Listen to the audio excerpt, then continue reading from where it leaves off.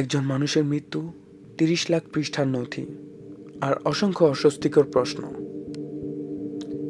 আমি আরজে রাফি, আজ কথা বলছি এপস্টেইন ফাইলস নিয়ে।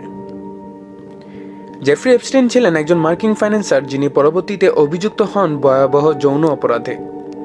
তার মৃত্যুর পর যেসব নথি, ইমেল আর ফ্লাইট লগ ধীরে ধীরে প্রকাশ পেতে শুরু করে সেগুলোই পরিচিত হয়ে ওঠে এপস্টেইন ফাইলস নামে।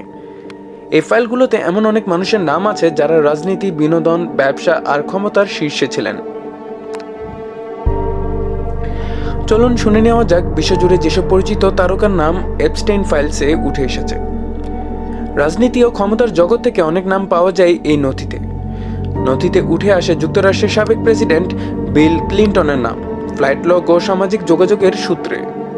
এছাড়া নথিতে উল্লেখ আছে ডোনাল্ড ট্রাম্পের নামও, যদিও তিনি পরবর্তীতে এপস্টেইনের সঙ্গে সম্পর্ক অস্বীকার করেছেন।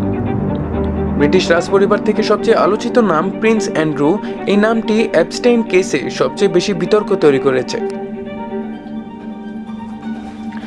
হলিউড ও বিনোদন দুনিয়াতেও অনেক পরিচিত নাম পাওয়া যায়।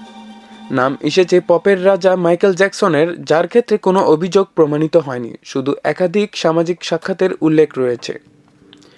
অস্কারজয়ী অভিনেতা কেভিন স্পেসি ও লিওনার্দো ডিক্যাপ্রিওর নামও নথিতে পাওয়া যায়।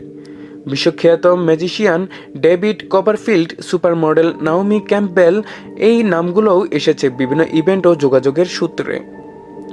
এছাড়া হলিউড অভিনেতা ব্রুস উইলিস, ব্রিটিশ অভিনেতা রালফ ফাইনেস, অভিনেতা ও কমেডিয়ান ক্রিস্টি টাকার এবং সঙ্গীত তারকা মিক জাকার, এই নামগুলোও কোথাও আছে সেই ফাইলে।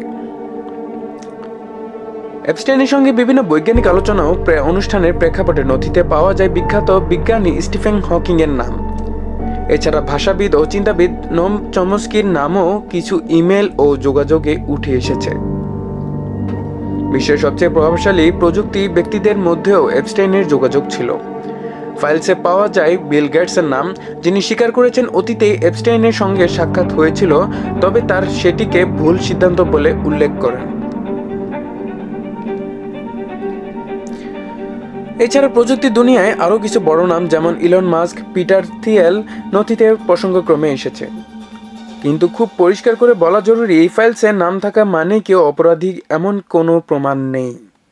অনেক নাম এসেছে শুধু পরিচয়, সামাজিক যোগাযোগ বা একাধিক সাক্ষাতের কারণে। আমি আরজে রাফি, আজ এখানেই বিদায় নিচ্ছি। সচেতন থাকুন, প্রশ্ন করুন, আর সত্যের খোঁজ কখনোই ছাড়বেন না।